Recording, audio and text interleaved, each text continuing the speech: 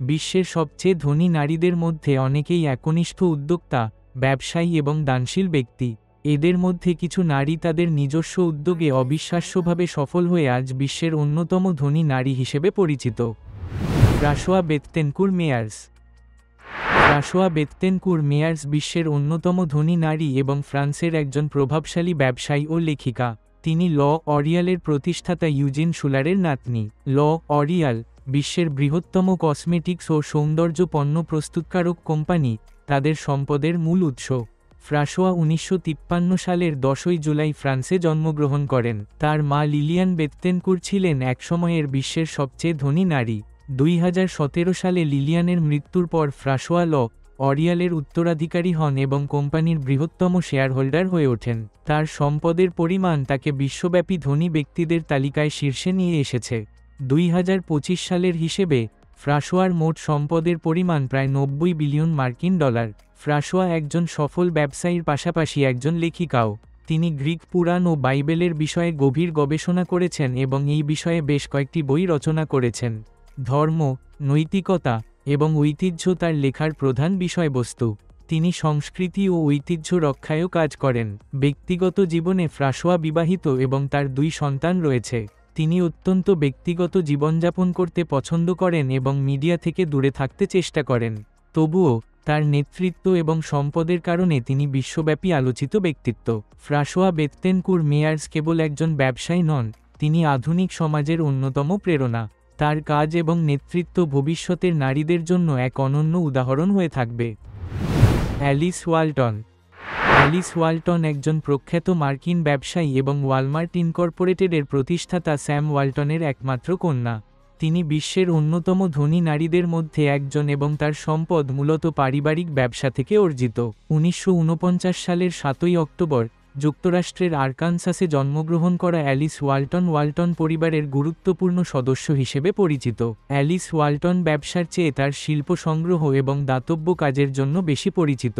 তিনি crystal Bridges museum of American art প্রতিষ্ঠা করেন, যা যুক্তরাষ্ট্রের অন্যতম বিখ্যাত শিল্প জাদুঘর। এই জাদুঘরে মার্কিন শিল্পকলার অসংখ্য অমূল্য সংগ্রহ রয়েছে।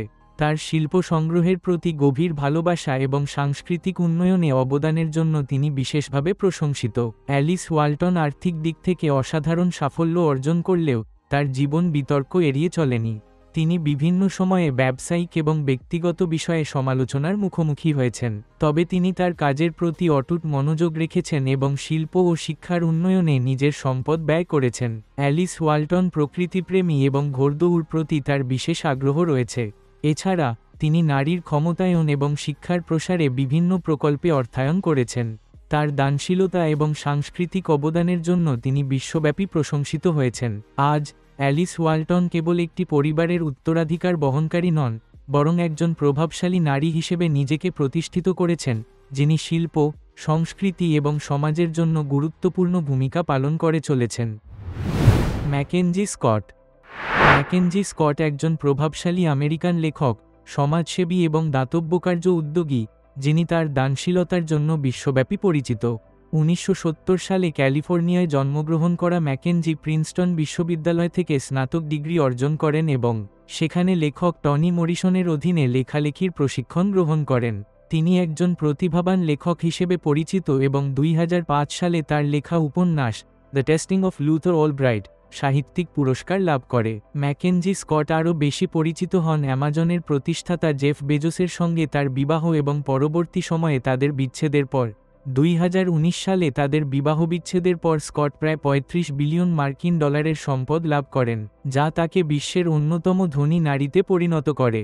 তবে সম্পদের জন্য নয়, তিনি তার দানশীলতা ও মানবিক উদ্যোগের জন্য বেশি প্রশংসিত। MacKenzie Scott Bill and Melinda Gates ফাউন্ডেশনের গিভিং প্লেজে সই করেছেন এবং তার সম্পদ মানুষের কল্যাণে ব্যয় করার অঙ্গীকার করেছেন। তিনি অসংখ্য শিক্ষা প্রতিষ্ঠান, খাদ্য ব্যাংক এবং সামাজিক উন্নয়নমূলক সংস্থায় অনুদান প্রদান করেছেন।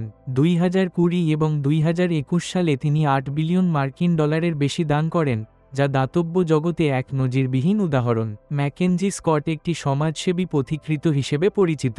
তার দানশীলতা নারী অধিকার, শিক্ষা, বর্ণবৈষম্য এবং স্বাস্থ্যসেবার ক্ষেত্রে ইতিবাচক পরিবর্তন আনতে সহায়ক হয়েছে।